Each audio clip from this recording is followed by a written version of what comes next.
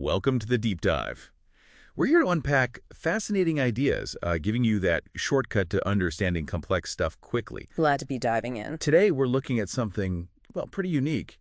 It sits right at the crossroads of creativity, self-discovery, and community connection. We're exploring this really captivating improv theater technique, playback theater.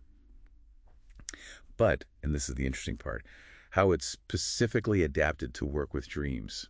Yeah, and our main source here is Christopher Macor. He's not just, deeply involved in dream work personally. He actually created the Playing Back Your Dream ensemble. Right. He took his passion for dreams and kind of merged it with this playback form. It's kind of specific focus. Okay, so our mission today is basically to unpack how this Playing Back Your Dream workshop actually functions. Exactly. We want to see how people learn to take these, often really weird and personal dreams and turn them into live collaborative performances. And crucially, how they gain insights from that process, how the dream becomes this almost like a problem-solving container. Okay, let's unpack this then. Sounds good. So just to ground us quickly, traditional playback theater. Can you give us the nutshell version? Sure. Basically, it's improv, where someone from the audience tells a real story from their life. Okay. And the actors, the ensemble, they immediately act it out, improvise it, play it back for the teller. Spontaneous, no script. Got it. Live, improvised storytelling based on real life. Right. But what's really fascinating about Christopher Macor, our source here, is how he got into it. Yeah. His very first experience wasn't just watching. An ensemble actually played back one of his dreams. Wow, okay. That's direct. Yeah. And years later, after being in an ensemble himself that eventually dissolved, he really felt the absence of that specific dream work. Ah, so he missed that aspect. He did, and that's when the light bulb went off. Why not create an ensemble that only does dreams? Yeah, makes sense. And so, Playing Back Your Dream was born.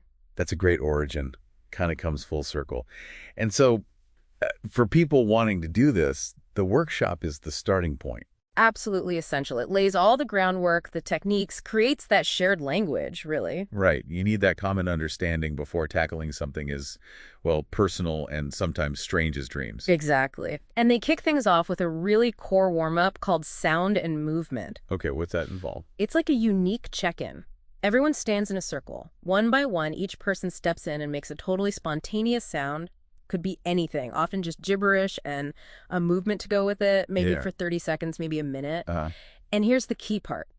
Everyone else in the circle immediately copies that sound and movement, supporting the person checking in.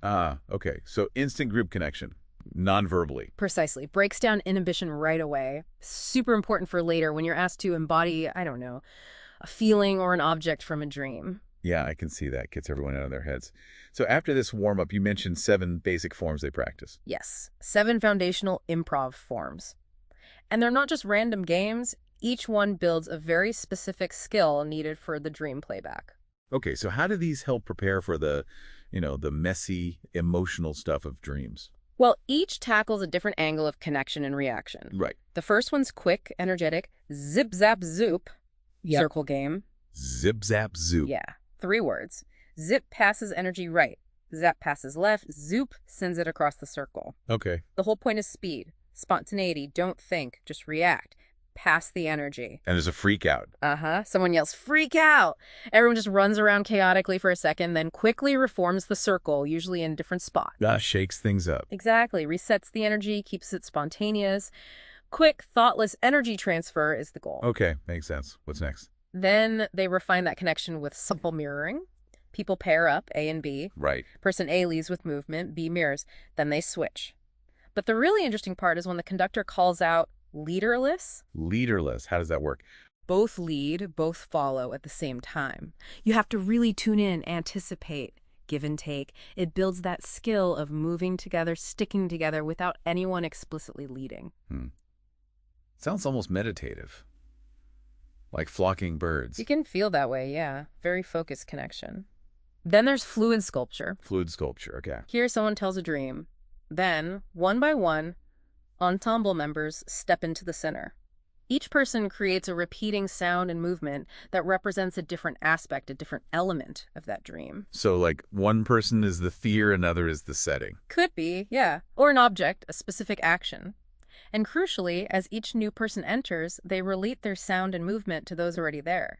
They connect, often physically touching, building this collective machine or sculpture. Wow. Once everyone's in, they freeze, a tableau capturing a moment or the essence of the dream. That sounds incredibly abstract. How do they keep it connected to the actual dream for the person who told it? Does it not just get chaotic? That's a good question. It relies heavily on listening. Listening to the initial telling, picking up on the feelings, the core images. Okay. Each person brings one piece, and the ensemble works to layer and support, not just go off on tangents. It's about unified expression, even if abstract. Got it. Less literal, more emotional or metaphorical connection. Exactly. Then there's multi-part tableau, which builds on that. Oh, so. The dream gets broken down, say, beginning, middle, end. For the beginning, everyone moves into the center simultaneously with sounds and movements for that part, then freezes together, relating to each other. Okay. Then the conductor might narrate the middle part, and everyone shifts, maybe just for the length of one breath, into a new collective pose representing the middle, then the end. It creates this evolving sculpture that flows through the dream's story. Interesting. Like stop-motion animation, but with bodies. Kinda, yeah. Then we get to chorus. This one's tougher because it demands real unison. Unison. Oh. The ensemble lines up, shoulder to shoulder, close enough to feel each other. Then, as one, they step forward, moving and sounding the dream together, in a line. Wow, that sounds difficult. It is. The magic and the challenge is that constant give and take. Someone might subtly initiate a sound or move, others pick it up, it evolves. A new idea emerges from someone else. It's completely organic, coming from the collective. So with these skills building up, here's where it gets really interesting, right? Yeah. How does this chorus thing handle nuances, different takes on the dream? Good point. That's where the commentary aspect is key. It's a brilliant addition. Commentary. Yeah. While the main line is doing its unison thing, one player can step out of the line, maybe to the front or side. Okay. And from there, they play back a different aspect, maybe a counterpoint or specific detail of the dream to the chorus line. And the chorus reacts. Exactly. They see or hear this commentary and incorporate it into their ongoing unison movement and sound. It allows for real depth, multiple layers of meaning without breaking the core flow. That's clever. Very layered. Very. And then there's flocking, which is similar to chorus, but adds more movement through space. The whole line moves together around the room, maybe snaking, forming circles while maintaining that unison sound and movement. And still allowing for commentary. Still allowing for commentary step-outs, absolutely. It lets them explore the dream's energy in space. Okay, and the last one. The last form is pairs. This one's great for exploring conflict or opposing forces within a dream. Like?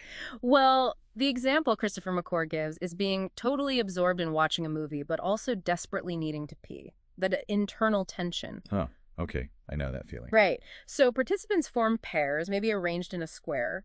In each pair, one person embodies one side of the conflict, the movie focus, and the other embodies the opposing side, the urgent need. Mm-hmm. They interact, maybe trying to one-up each other in intensity for just a few breaths, expressing that push and pull, then they freeze. It helps articulate and embody that internal struggle. Okay, these forms together sound like a really solid toolkit.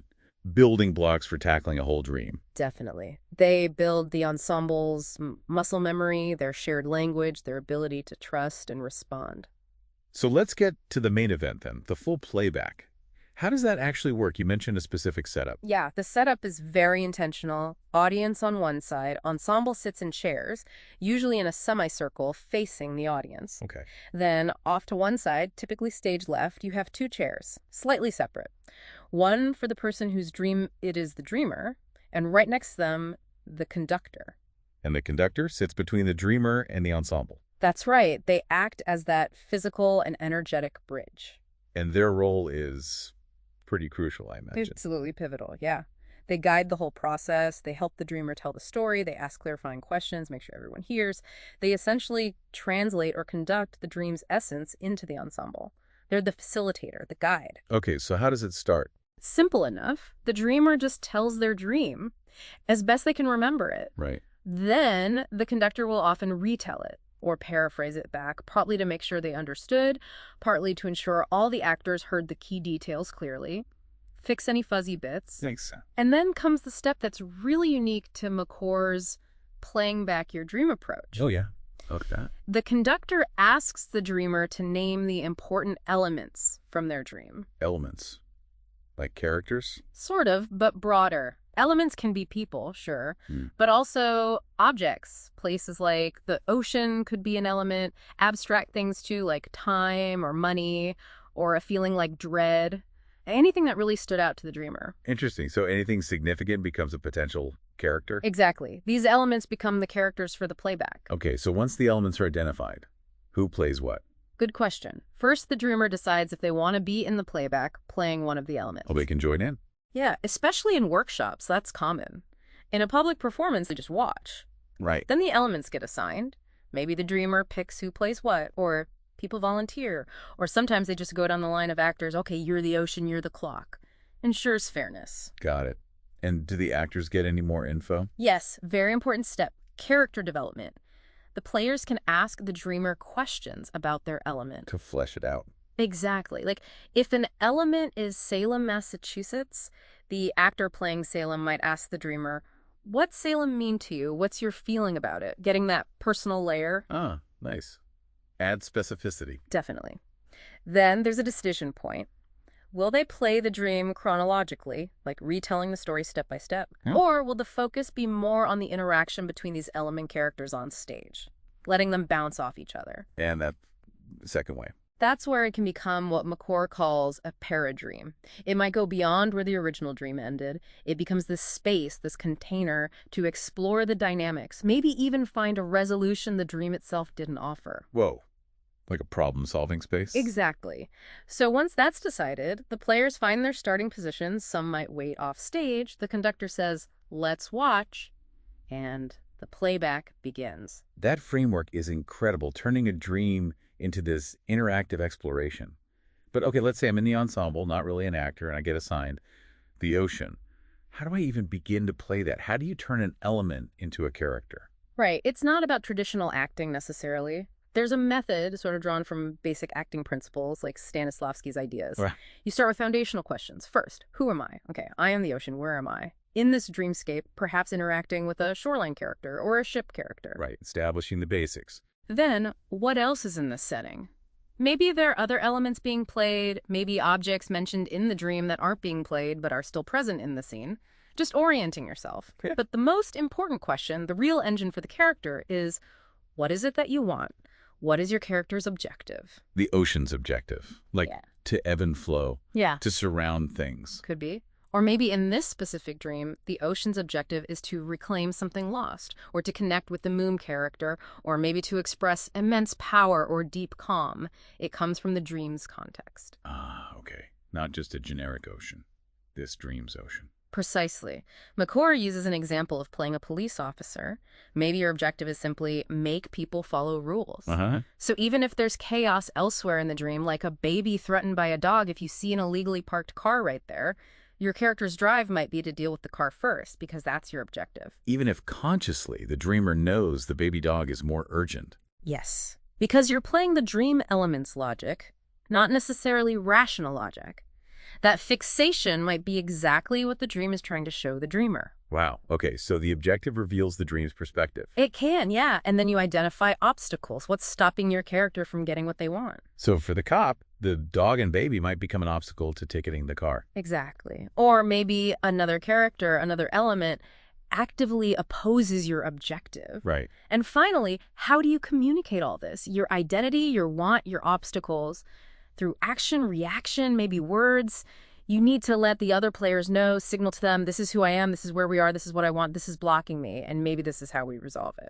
So that objective, that want, is the real key to embodying the element, even if it's abstract. Absolutely. It gives you drive, purpose, a way to interact. It lets the dream speak through you, even if you've never acted before. That structure makes so much sense for unlocking something as fluid as a dream.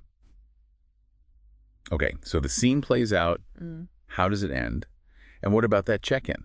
That sounds critical for the insights. Yeah, the debrief is huge. So when the scene feels like it's reached some kind of resolution or a point where it feels right to stop, any player can just call out, scene. Anyone. Anyone. And everyone just freezes, then sits down. That marks the end of the playback itself. Okay, then the check-in starts. Right. And it's structured.